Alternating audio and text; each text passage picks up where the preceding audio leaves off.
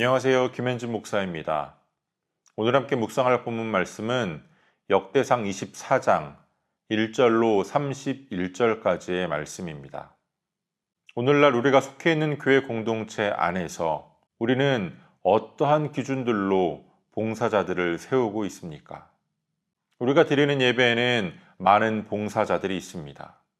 가장 대표적으로는 말씀을 전하는 사역자로부터 찬양팀, 안내위원, 헌금위원, 대표기도자, 그 외에도 영상, 음향 담당자 등 많은 봉사자들이 몸된 교회의 예배를 위해 섬기고 있습니다.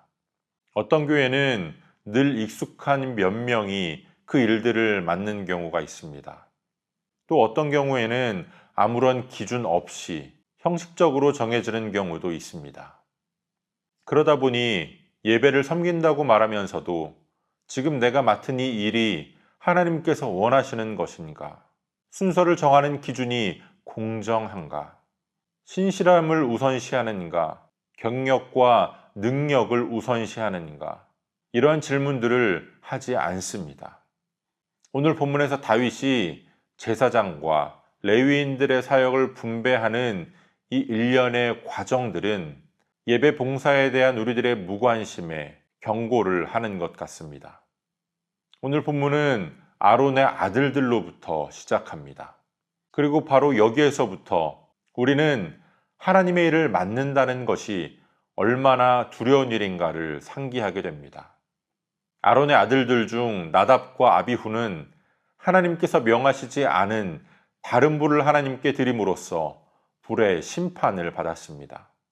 하나님께 드리는 예배는 우리에게 창의성을 요구하지 않습니다. 예배가 우리에게 요구하는 것은 우리의 거룩함입니다. 하나님을 향한 경외심입니다. 비록 나답과 아비후가 하나님의 심판을 받았지만 아직 남아있는 두 아들 엘르아살과 이다말의 후손들을 통해서 직분이 이어집니다. 하나님은 심판하시는 하나님이시지만 그 가운데에도 남은 자들을 통해서 회복시키시는 하나님이십니다.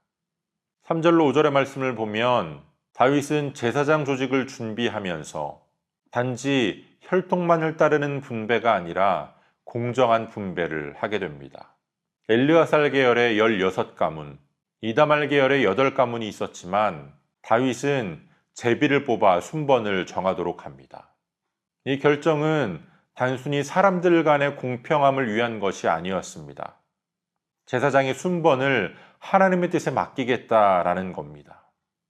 오늘 우리는 예배의 봉사자들을 세우면서도 능력과 경력을 중심으로 세웁니다.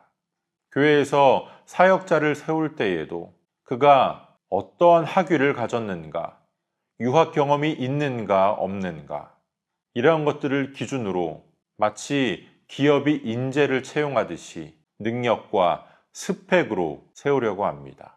참된 섬김의 마음, 예배의 마음을 가진 사람이 그에 걸맞는 능력과 경력을 갖추었다면 그것은 더할 나위 없이 좋은 일입니다. 그러나 그것보다 더 중요한 것은 하나님의 뜻을 먼저 구하는 것, 질서를 유지하면서도 공정함을 지키는 예배 공동체를 세워가는 일입니다. 바로 그러한 공동체 안에서 예배자들이 바르게 훈련되어지고 세워져 가는 것, 그것이 훨씬 더 아름다운 일이기 때문입니다. 6절로 19절의 말씀에 제사장의 24 반열들이 하나하나 그들의 이름과 함께 나열되는데요. 중요한 것은 이 순번이 후대에까지 그대로 이어지고 있다라는 겁니다. 누가복음 1장에 나오는 침례 요한의 아버지 사가랴는 아비야 반열에 속했습니다. 다시 말해서 다윗 시대에 설정되어진 이 질서가 수백 년 후에도 여전히 하나님을 예배하는 예배의 틀로서 작동하고 있었다라는 겁니다. 우리의 섬김, 우리의 예배는 결코 즉흥적인 것이 아닙니다. 우리의 섬김과 우리의 예배는 우리의 삶을 통하여 우리의 자손들에게도 우리의 다음 세대에게도 이어져 나가야 합니다. 20절로 31절까지는 제사장이 아닌 레위 자손들의 분배가 이어지는데요.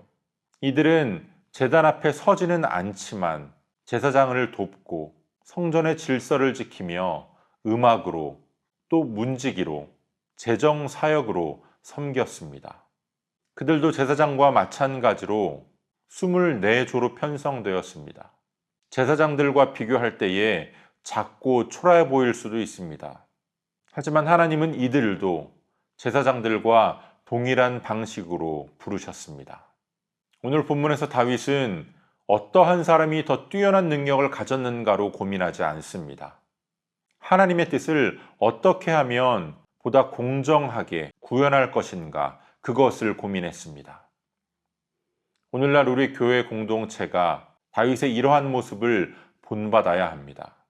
우리가 하나님의 은혜를 입은 은혜 공동체라면, 우리가 하나님 앞에서 아무것도 내세울 것이 없는 부족한 존재임을 인정한다면 우리는 능력주의가 아니라 거룩한 질서와 순종을 추구해야 합니다.